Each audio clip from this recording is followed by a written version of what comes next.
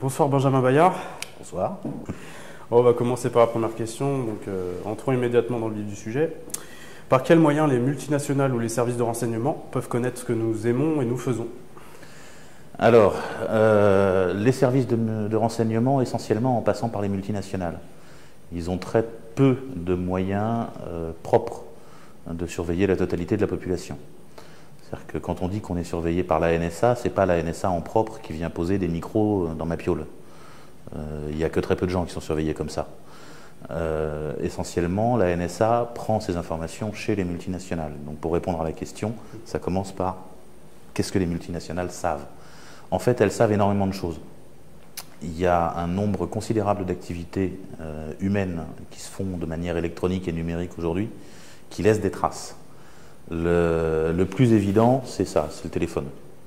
Le téléphone parle en permanence avec les antennes qui sont autour de lui, parce qu'il est accroché sur le réseau. Et donc, on sait en permanence sur quelle antenne il était accroché, donc à quel endroit vous étiez.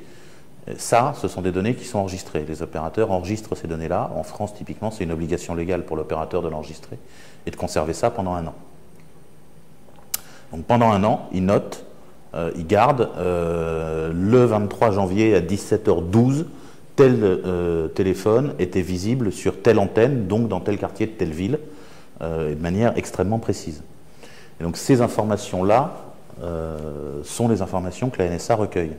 Donc typiquement aux États-Unis, les opérateurs aussi collectent ce genre d'informations-là et la NSA pioche dedans de manière assez libérale. On sait qu'en France, certains opérateurs sont très coopératifs, entre guillemets, si on cite les documents américains. Tout le monde croit comprendre que certains opérateurs, ça se prononce Orange, et très coopératif, ça veut dire open bar sur les données. Donc les services américains et français se servent à volonté dans les données fournies par probablement Orange. Mais globalement, ça pourrait être SFR que ça ferait à peu près pareil. Donc ça, c'est le type d'information qu'on va récupérer. En dehors du téléphone, il y a aussi tout ce qui ressemble de près ou de loin à un site web. Un exemple très simple, à chaque fois que je visite une page web, le serveur note telle adresse IP est venue consulter telle page. Et cette information-là, il en fait bien ce qu'il veut. Bon, ça, c'est pas super invasif parce que ça veut dire que le Figaro sait quels articles du Figaro j'ai lus, Le Monde sait quels articles du Monde j'ai lus, Picsou Magazine sait quel BD de Picsou Magazine j'ai lu. Jusque-là, c'est pas très embêtant. Plus rigolo, quand on regarde une page internet, le petit j'aime de Facebook, qui est en bas de l'article, le petit icône like, elle vient de Facebook. Elle vient pas du site où il y a l'article, elle vient de Facebook. C'est-à-dire que la petite icône, en vrai, c'est une page toute petite, de la taille d'une icône, mais qu'on a été chercher sur le serveur de Facebook. Et donc Facebook sait que vous avez été chercher telle icône et que vous avez été la chercher depuis tel article de tel journal. Et donc même quand on n'est pas abonné Facebook, même quand on n'a pas de compte Facebook, Facebook a une trace dans ses logs disant telle adresse IP, tel jour, à telle heure, a lu tel article de tel journal.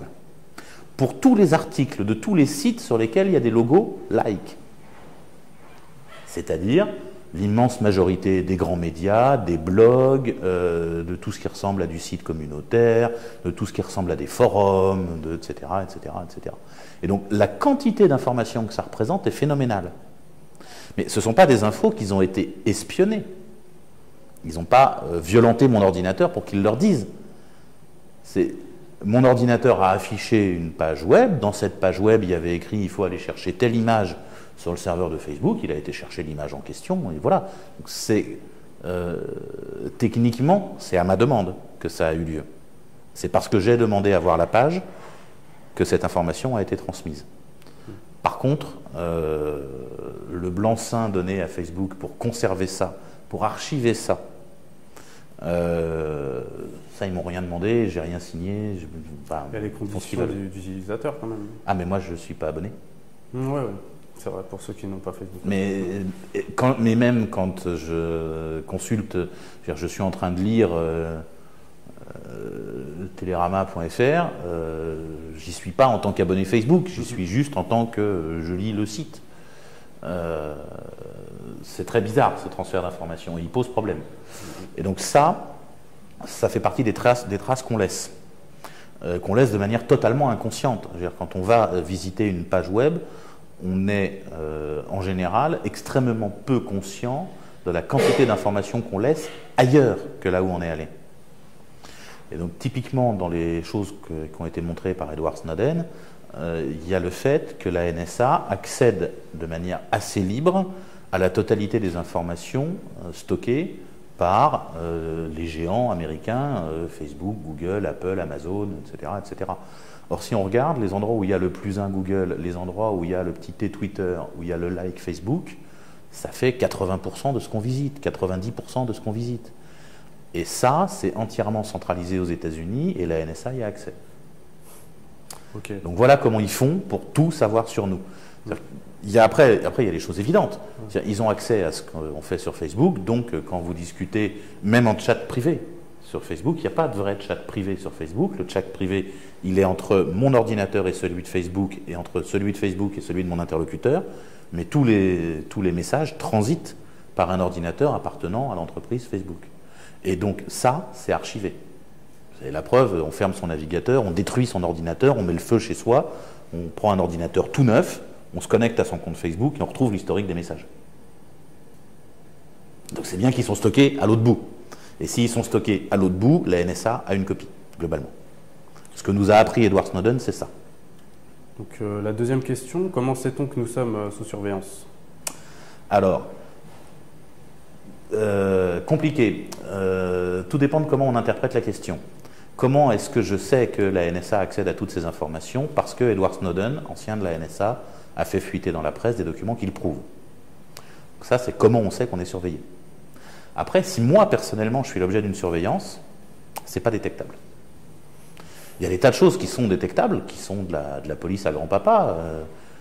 S'il y a un policier en faction devant ma porte dans sa bagnole, un jour, je vais finir par être surpris de voir toujours le même mec dans la même bagnole, au même carrefour, devant chez moi, quand je sors acheter le pain.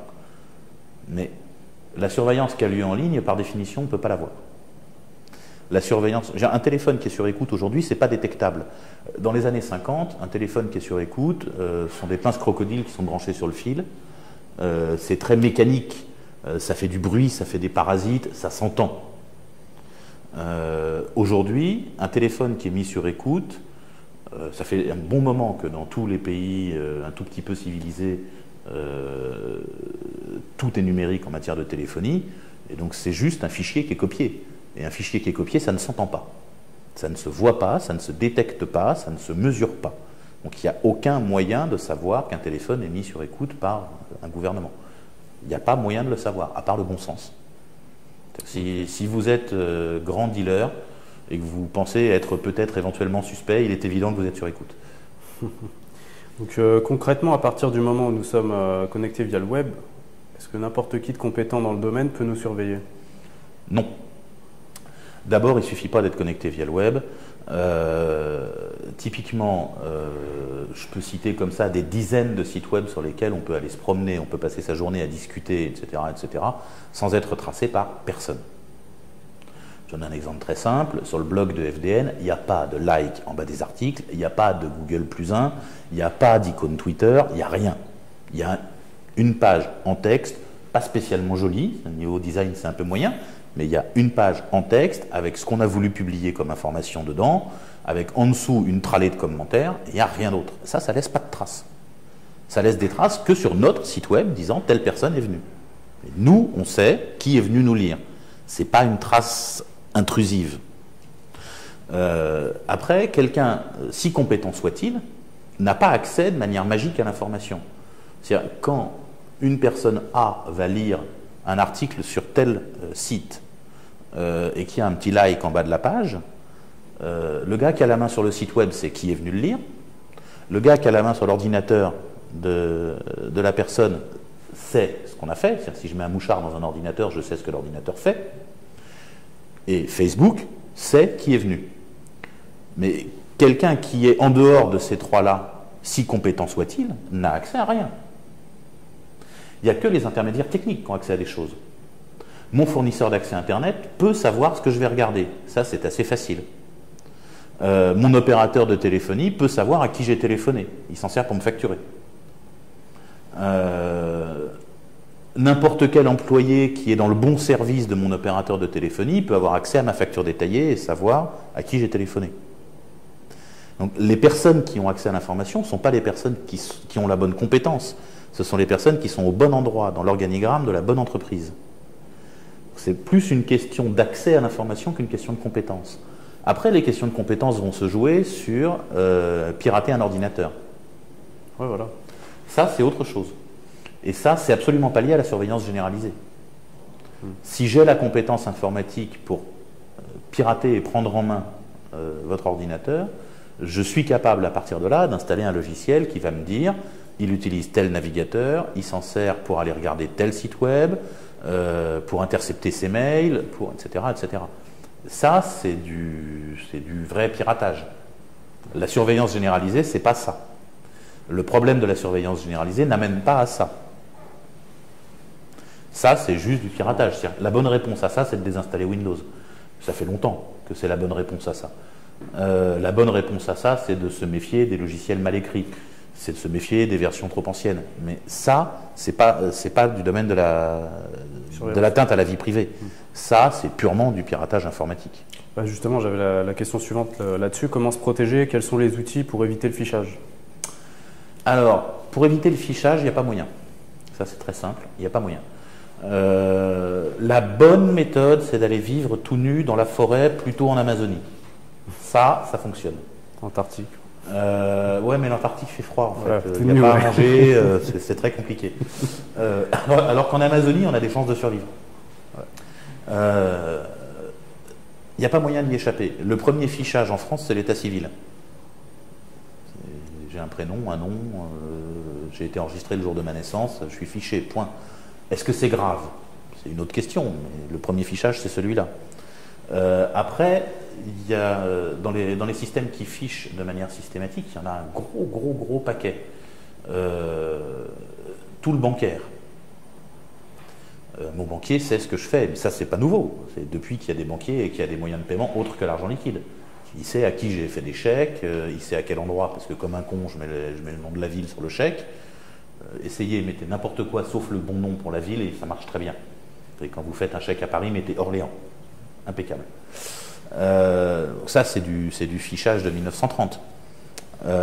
Mais ça fonctionne très bien. La carte bancaire est un excellent moyen. On sait où tous les paiements ont été faits. Les cartes bancaires modernes, vous vérifierez dans vos portefeuilles, il y a le petit logo NFC. Le truc avec 3 arcs de cercle qui dit que la carte fonctionne sans contact. Ce qui veut dire qu'on peut la lire à distance. À distance, c'est plusieurs mètres. Ça veut dire qu'à plusieurs mètres de vous, sans vous toucher, avec un appareil qui a la bonne antenne, mais n'importe quel téléphone a ce type d'équipement de nos jours, et qui a le bon logiciel d'installer, peut lire les cartes bleues qui passent à quelques mètres alentour. Alors, on ne peut pas tout lire comme information, il y a un tout petit peu de sécurité dessus, assez faible, mais on peut au moins lire le nom du porteur. Et donc, on peut, en plaçant la bonne antenne au bon endroit, bêtement, hein, vous installez ce logiciel-là sur votre téléphone, vous prenez le métro, quand vous rentrez chez vous le soir, vous avez les noms des gens que vous avez croisés dans le métro, tous. Parce qu'ils ont à peu près tous une carte bleue. Et qu'ils ont à peu près tous une carte bleue qui a ce petit logo NFC et qui répond quand on lui pose électroniquement la question, sans contact. Ça, c'est du fichage. Pareil avec un pass Navigo. Un pass Navigo, ça se lit à distance. Le standard, c'est de le lire à 2 ou 3 cm de distance pour rentrer dans le métro, mais ça peut se lire à beaucoup plus loin que ça. Avec le bon lecteur réglé de la bonne façon, ça se lit à plusieurs mètres. Donc typiquement, il y a 30 ans, quand on voulait savoir qui participait à une manif, les renseignements généraux, ils prenaient des centaines de photos des manifestants et ils essayaient d'identifier les 2 ou 3 qu'ils connaissaient dans le lot, qui étaient en général les leaders syndicaux, qui avaient fait un article dans la presse locale parce qu'ils étaient en grève dans telle usine, etc. Donc ils essayaient comme ça d'identifier les gens et de dire les meneurs dans telle manif, c'est eux, les membres du syndicat, c'est machin. Et ils essayaient comme ça d'avoir un petit peu d'infos pour savoir où ils sont. Aujourd'hui, ils mettent un lecteur Navigo au bon endroit sur le trajet de la manif et ils ont fait l'appel. ils ont le nom de toutes les personnes qui portent un pass Navigo avec abonnement annuel.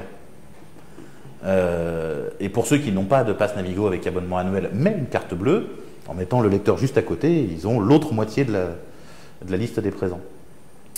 Donc le fichage pour y échapper, ça ne va pas être simple. Et là, je n'ai pas encore atteint la partie Internet. Je n'ai pas encore atteint le côté Facebook sait ce que vous faites en ligne en permanence, même si vous n'avez pas de compte Facebook. Le seul moyen d'échapper à ça, c'est de ne pas aller sur les sites web. J'en vois un au fond qui est en train de vérifier sa carte bleue. Le seul moyen d'échapper au fichage de Facebook, c'est de ne pas aller sur les sites web qui ont ce petit logo like en bas des articles. Ça va en supprimer un paquet. Hein. Il ne va plus rester grand monde. L'autre solution, c'est d'être suffisamment geek et suffisamment pointu en informatique pour être capable de dire à mon ordinateur « ne va pas vers Facebook ». Alors ça, pour les Linuxiens, ça se fait en tripotant le fichier etc-host. Sur Windows, il s'appelle c:/Windows, /system32, /etc, /host, un truc comme ça. Et en gros, dedans, on dit facebook.com, ça a comme adresse 127.0.0.1, ce qui dit à l'ordinateur facebook.com, c'est chez moi. Et du coup, il ne va plus envoyer les questions pour récupérer le petit logo like. Alors l'effet de bord, c'est qu'on n'a plus accès à Facebook, donc on n'a plus accès à Facebook du tout. Mais du coup, Facebook ne sait plus ce qu'on fait. Et donc se protéger dans ce sens-là, c'est réussir à surfer de manière normale sur le web en ne transmettant aucune information à Facebook ou à Google ou à Amazon ou à Twitter ou etc., etc., etc. Pour un informaticien dans mon genre, c'est pas très compliqué. Pour un être humain à peu près normal, c'est à peu près pas atteignable. Ok. Donc il y a des milliards d'infos échangées sur Internet. Comment les gouvernements font pour gérer autant de données?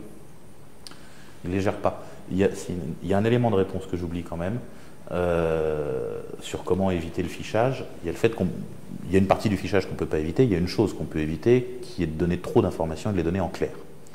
Ne pas avoir de compte Facebook, ça simplifie quand même les choses. Ne pas avoir de compte Twitter ou ne se servir de son compte Twitter que pour des choses publiques. Moi, typiquement, je ne raconte pas ma vie sur mon compte Twitter.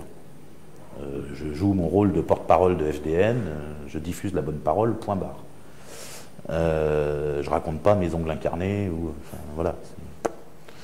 Il n'y a rien de perso là-dedans. Et l'autre élément clé, c'est chiffrer. Il faut chiffrer tout ce qu'on peut. Envoyer du mail en clair, en particulier quand on passe par des grandes messageries de mail, donc typiquement Gmail ou Hotmail ou des choses comme ça. Envoyer du courrier en clair, ça veut dire envoyer du courrier qui sera transmis et stocké à la NSA, ça veut dire envoyer du courrier qui sera indexé, au moins pour savoir ce qu'il faut vous vendre comme pub. Et donc n'échanger de mail que chiffré, ça permet au moins d'éviter cette merde-là. Ça fait que le courrier restera à peu près confidentiel entre l'émetteur et le destinataire. Et donc sinon, la question était... Les infos échangées sur Internet, comment font les gouvernements pour les... Alors en fait, ils ne les gèrent pas. Le grand jeu de ce que font les Américains, c'est qu'ils collectent énormément d'informations, ils les stockent, et ils n'y touchent pas. Et quand ils s'intéressent à quelqu'un, quel que soit le quelqu'un, que ce soit un ignoble terroriste qui veut manger les vieilles dames et violer les enfants, ou un opposant politique, ou quelqu'un qu'on soupçonne d'avoir diffusé dans la presse des informations que le gouvernement ne voulait pas voir diffusées, c'est les usages classiques. Hein. En France, les services secrets, ça sert aussi à ça. Donc quand ils s'intéressent à quelqu'un, quelle que soit la raison de s'y intéresser, ils partent de l'individu qu'ils ont. Alors on s'intéresse à Pierre Durand. Alors Pierre Durand, on sait qu'il a tel téléphone. On a son numéro de téléphone parce qu'on l'a récupéré par de la police traditionnelle. Bêtement, il l'a mis sur sa carte de visite. De là, on remonte à son opérateur, le numéro de la carte SIM, l'identifiant de l'appareil, et donc, en consultant les bases de données des opérateurs, qu'on a archivées, on a, sur plusieurs années, la totalité de ces emplacements géographiques. On sait quel jour, à quelle heure il était où, puisqu'on sait quel jour, à quelle heure son téléphone a accroché quelle antenne. Du coup, on a les trajets du gars. Alors si on pense qu'il est maqué avec la bande à machin qui fait des casses, etc., ben, on peut regarder où est-ce qu'il va. Et en trouvant les endroits où il va régulièrement, on va voir, ça, bon, c'est sa maison. Ah, ça, c'est chez sa maîtresse. Ah, ça, c'est l'école de ses gamins. Ah, ça, c'est rien de connu, mais il y va souvent. Alors on va vérifier, parce que c'est peut-être la planque. C'est peut-être la base secrète des méchants. Et puis si ça donne rien, on va regarder à qui il a passé des coups de fil ou de qui il a reçu des coups de fil. Et puis on va très vite voir émerger, en faisant une mesure sur 4 ou 5 ans, le top 30 des personnes à qui il parle. Alors une fois qu'on aura évacué sa mère et sa femme, il va rester des gens intéressants. Et donc il va rester potentiellement des complices, etc. Et donc on remonte comme ça de proche en proche. On constate que les gens avec lesquels il parle le plus souvent sur Facebook sont... Et puis là, pareil, il y a une liste de gens. Alors on enlève sa mère, sa femme, son chien, sa belle-sœur. Et puis, qu'est-ce qui reste d'intéressant? Et puis on n'enlève pas forcément. C'est-à-dire que peut-être on regarde ce qu'il raconte à sa mère, parce que si ça se trouve, c'est à sa mère qui raconte où est-ce qu'il va poser des bombes. Etc., etc. Et donc c'est comme ça, typiquement, que font les services secrets français. Quand un document est publié dans la presse que tel ministre ne voulait pas voir publié, on sait quel journaliste a écrit l'article, parce que c'est écrit en bas de l'article. Alors on s'intéresse au téléphone du journaliste, on demande à l'opérateur ses factures détaillées sur ces 3 dernières années, du coup on voit à qui le journaliste a téléphoné, on demande à l'opérateur la liste des appels qu'a reçu le journaliste, et puis on voit bien si dans le lot il y a quelqu'un qui est salarié du ministère. Et une fois qu'on en a trouvé 2 ou 3 intéressants, on essaye de trouver qui a fait sortir le document qu'il ne fallait pas, confidentiel, machin. Et puis, si on ne trouve pas dans la liste des appels du journaliste, on va retrouver avec qui le journaliste a discuté dans les semaines clés qui ont précédé la publication de l'article. Donc, soit à qui il a passé des coups de fil, soit les téléphones à proximité desquels il s'est trouvé. Puisque, avec mon téléphone, on sait de manière assez précise à quel endroit j'étais, et qu'on sait aussi de manière assez précise qui d'autres étaient au même endroit. Donc on peut trouver qui s'est trouvé dans la même pièce que lui et qui est un contact indirect avec telle personne au ministère, etc. etc. Et donc ça, c'est typiquement un usage que les services secrets français font des informations stockées par les opérateurs pour trouver les sources des journalistes et pour faire en sorte qu'il n'y ait pas de fuite dans la presse, pour qu'on ne puisse pas révéler les choses qui les dérangent. En résumé, les Facebook, Twitter et compagnie sont des outils, mais ils permettent aussi le fichage, en dehors du téléphone. Ça, c'est une question de fond sur la nature de ce que c'est qu'Internet. C'est justement la dernière question, je vais vous la poser, comme ça va être plus simple. Le net redevient de plus en plus vertical et centralisé à travers de grands pôles comme Google, Facebook et Twitter. Que pensez-vous de cette évolution et comment sera le net dans 10 ans? Alors, je ne suis pas sûr que le net devienne ultra centralisé. J'ai une lecture un tout petit peu optimiste de ce truc-là, qui est une question assez compliquée sur la maturité des utilisateurs. Le numérique amène un modèle de société qui est extrêmement différent de la société d'avant. La société d'avant étant la société de la télévision, qui était elle-même très différente de la société de l'imprimerie. La société du livre, la société de la télévision et la société du numérique ont des structures qui ne sont pas les mêmes. Il y a une façon de tisser des liens entre les êtres humains et donc de créer la société qui n'est pas la même du tout. Le numérique est un changement qui va prendre probablement 50 à 100 ans à s'installer. Simplement parce que c'est le temps pour qu'une société évolue. L'espérance de vie moyenne est autour de 80 balais. Hein, donc quelqu'un qui naît aujourd'hui, il naît majoritairement entouré de gens qui n'ont pas intégré dans leur mode de fonctionnement les effets du numérique. Lui, il va les intégrer parce qu'il est né dedans, mais avec plein de clichés et plein d'images dans la tête et dans la culture qu'il trimballe avec lui, qui datent d'avant. De même qu'on a encore aujourd'hui des images dans notre culture et dans notre façon de parler qui datent d'il y a 3 siècles ou d'il y a 5 siècles. Okay, y a des tas d'expressions en français qui n'ont plus d'existence. Se battre comme des chiffonniers, vous savez d'où ça vient? Pourtant, c'est une expression tout à fait courante, se battre comme des chiffonniers. Alors, ça vient des chiffonniers qui se battaient pour récupérer les chiffons pour fabriquer de la pâte à papier au XVe ou au XVIe siècle. Voilà. Donc il reste des traces dans l'imaginaire collectif. Et une culture, ça met longtemps à changer. À l'heure actuelle, donc le numérique est très très très très jeune. Et Facebook est un pur produit du numérique façon Minitel. c'est-à-dire du numérique en consommateur, et où on est très peu producteur. Ou du moins, on n'a pas le sentiment de l'être. Parce qu'être producteur d'un contenu, c'est dangereux. Il faut réfléchir, il faut s'imaginer qu'on parle à des gens, etc., etc. Facebook donne l'illusion qu'on consomme et qu'on regarde les choses et qu'on dit rien. Ce n'est pas vrai. 90% de ce qu'on regarde sur Facebook a été produit par d'autres gens qui ne font que regarder Facebook. Donc quand on dit j'aime telle photo, ou quand on met un commentaire, ou quand on suit tel lien que machin a partagé, on consulte un contenu qui a été produit par un autre utilisateur. Donc, mais c'est en fait la version simple, c'est la version pour enfants, c'est la version pour débutants de la société numérique. Facebook va probablement commencer sa décroissance bientôt. Il a commencé à décroître sur le marché américain. Les adolescents américains passent moins de temps sur Facebook maintenant qu'il y a 1 an ou 2. Pourquoi? Parce qu'ils ont diversifié les outils. Parce que quand on débute, quand on rentre dans ce monde-là, on veut un outil simple où il y a tout d'intégré. On prend celui-là parce que tous les copains sont dessus. Quand on gagne en maturité, un outil pour tout faire, ça ne marche pas. Il y a un outil qui est mieux pour les discussions rapides, c'est Twitter. Il y a un outil qui est mieux pour les échanges de photos. Il y a un outil qui est mieux pour les échanges de vidéos. Il y a un outil qui est mieux pour la discussion. Et où en fait, les gens se mettent à utiliser des outils au lieu d'un outil.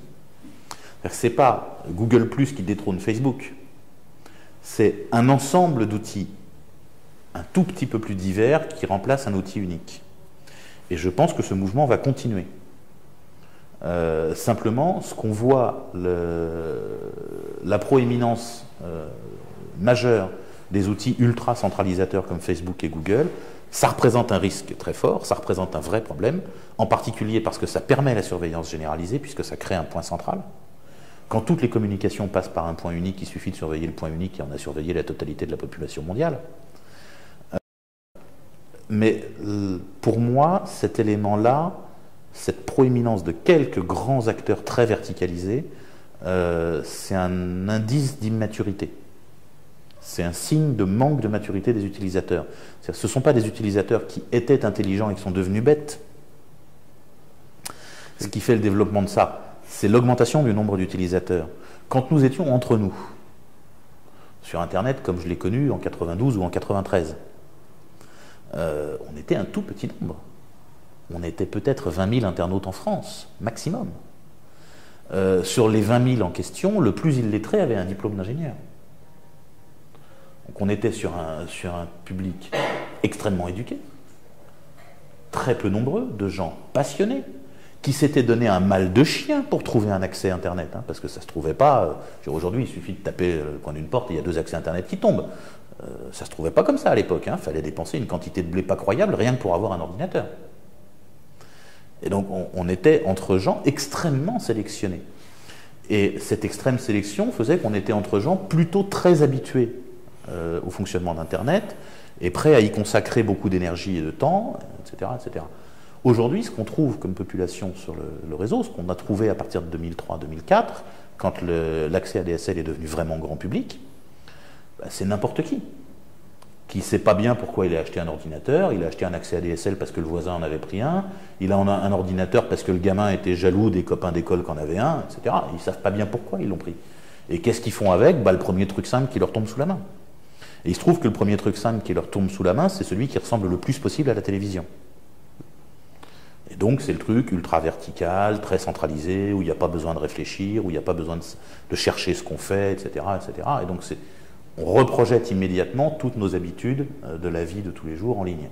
Alors l'impression que ça donne, c'est qu'on passe de 15 000 personnes qui avaient un usage très pointu d'Internet, qui étaient des scientifiques en train d'échanger sur des travaux de recherche, qui étaient des trucs assez chiadés, quoi, à 15 millions de personnes qui se disent sur Facebook « je suis allé faire caca ». Donc on a l'impression que le niveau a baissé. C'est pas vrai. Les 15 000 qui étaient très pointus, ils sont toujours très pointus, juste Facebook, ils s'en servent pas. Ils n'ont pas bien compris à quoi ça servait. Au mieux, ils ont un compte et dessus, ils postent les photos du petit. Mais voilà, quoi, c'est pas... Par contre, les 15 millions qui ne sont pas encore... qui sont immatures à cette société-là, sont en train de mûrir. ils sont en train de progresser. Et il faut leur laisser le temps d'apprendre. Et ils apprennent d'abord en faisant des bêtises, d'abord en lisant Facebook, Twitter, machin, et après ils passent à autre chose au fur et à mesure qu'ils progressent. Et donc, quelle sera l'évolution, vous pensez? Ça va se diversifier Alors ça, c'est une question qui est super compliquée. Les prédictions sont toujours très compliquées à faire, surtout celles qui portent sur l'avenir. Les prédictions qui portent sur le passé, ça marche vachement bien. Il y a un problème clé. Internet est un système extraordinairement horizontal, à plat, etc., etc. Ça, c'est Internet tel qu'il a été conçu. Tant qu'il était aux mains de la bande d'ingénieurs et d'activistes qui l'ont conçu, et qui étaient plutôt les gens à l'origine du truc, il restait un peu dans l'esprit du départ. Maintenant, il se trouve que les gens qui ont le plus de pouvoir sur Internet sont essentiellement des malfaiteurs. Ce sont quelques patrons de très grands groupes qui ont comme intérêt principal, non pas la survie du réseau, non pas le bien-être de l'humanité, non pas l'intérêt de leurs clients, mais l'intérêt de leurs actionnaires. Cela, plus quelques gouvernants qui sont ravis de pouvoir contrôler enfin la totalité de la population, plus tout un tas de gens dont l'existence même est remise en cause par le changement de société lié au numérique, et qui aimeraient bien l'empêcher ou le ralentir pour essayer de continuer à être puissants dans un monde qui ne veut plus d'eux. Et en gros, on a des marchands de chandelles et des fabricants de diligences qui essayent de survivre à l'apparition de l'ampoule électrique et de la voiture. Ils vont faire tout ce qu'ils peuvent pour ralentir. Mais ce n'est pas nouveau comme comportement. Il y a un exemple que je cite souvent en conférence qui est le Locomotive Act de 1880 quelque chose, une loi britannique assez intéressante. Donc ce sont les tout premiers véhicules automobiles qui étaient à l'époque à vapeur, dont on ne savait pas encore si ça deviendrait vraiment des trains ou des voitures, etc. Mais c'était très dangereux parce que ça allait très vite. Et donc il y a une loi en Grande-Bretagne qui explique que lorsqu'un véhicule automobile se déplace, pour éviter tout problème et pour garantir la sécurité, il doit être précédé à 30 pas d'un piéton qui agite un drapeau rouge. Vous voyez, l'autoroute, ça va être pratique, hein. Il y a Mémé devant qui court avec le drapeau. Voilà, ça c'était typiquement une loi voulue par les gens qui essayaient de ralentir le changement parce que voilà, en gros les gens qui sont puissants et riches, ça les arrange que la société reste comme elle est vu qu'ils sont puissants et riches. Donc on voit toujours les puissants et riches de la société d'aujourd'hui essayer d'empêcher qu'elle change. Ça c'est pas nouveau. Et donc comment tout ça peut évoluer? Si on arrive à garder un réseau Internet neutre, ouvert, sur lequel tous les acteurs peuvent jouer de manière assez propre, la société continuera à muter. Et donc, il restera des géants, il restera des géants comme Facebook, il restera des géants comme Google, mais qui seront une facette, qui seront un aspect, c'est-à-dire que quand on a envie d'utiliser tel ou tel service facile, on prend tel géant. Mais il existera à côté des milliers d'autres solutions qui représenteront une part non négligeable de ce qui se passe. Par contre, si les quelques puissants qui aujourd'hui sont en capacité d'avoir la main mise sur le réseau et de le modifier vraiment, de le modifier dans sa nature, si ces gens-là arrivent à modifier le réseau, ils peuvent nous faire prendre 50 ou 60 ans de retard. Ils ne peuvent pas empêcher le changement de situation qui vient. Le changement de société qui vient de là, on ne peut pas l'empêcher. De même qu'on ne pouvait pas empêcher le changement de société qu'elle est avec l'imprimerie. L'arrivée de l'imprimerie, qui est la condition qui permet l'explosion de la connaissance scientifique au moment de la Renaissance, amène de manière mécanique à la société du XVIIe siècle ou du XVIIIe siècle, qui donneront les philosophies des Lumières, puis la Révolution française, puis l'éclosion des grandes démocraties. C'est mécanique, on ne peut pas l'empêcher. Alors, à coup d'interdiction d'imprimer les livres, à coup de pour s'établir imprimeur, il faut avoir un privilège royal et il faut être adoubé par le pouvoir, etc., on a pu ralentir. Mais on n'a pas pu empêcher. Et on ne peut pas empêcher. Le changement du mode de communication lié à l'informatique et au numérique change en profondeur les structures de la société. C'est une révolution. Non, ce n'est pas une révolution. C'est beaucoup plus profond que ça. Ouais, une révolution, c'est un truc très superficiel. Une révolution, c'est quand on décapite un roi pour mettre un président, ou qu'on décapite un président pour mettre un empereur. C'est très superficiel, une révolution. Ce que tu disais, une mutation plutôt. C'est beaucoup plus une mutation de la société. Et des mutations de cette ampleur-là dans les sociétés humaines, il y en a déjà eu plusieurs, mais il n'y en a pas eu beaucoup.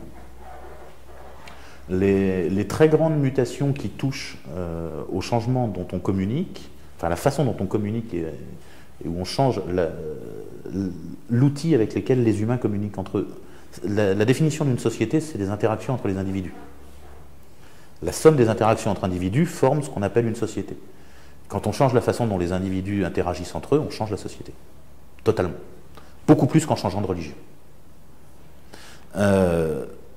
Les deux derniers grands changements dans ce domaine-là sont l'imprimerie, donc en lien avec la Renaissance, avec les Lumières, avec la Réforme, qui était la guerre entre catholiques et protestants dans toute l'Europe, etc. Donc, et qui joue un rôle clé. Et le changement précédent, globalement, c'est l'apparition de l'écriture. Donc l'apparition de l'écriture, c'est ce qui fait l'apparition de l'État, c'est ce qui fait l'apparition de la loi, c'est ce qui fait l'apparition du commerce. Parce que tant qu'on ne peut pas écrire la loi, il n'existe comme loi que ce que le souverain a en mémoire. Si le roi ne se souvient pas qu'il avait dit qu'on avait le droit de faire telle chose, ben c'est qu'on n'a pas le droit de le faire.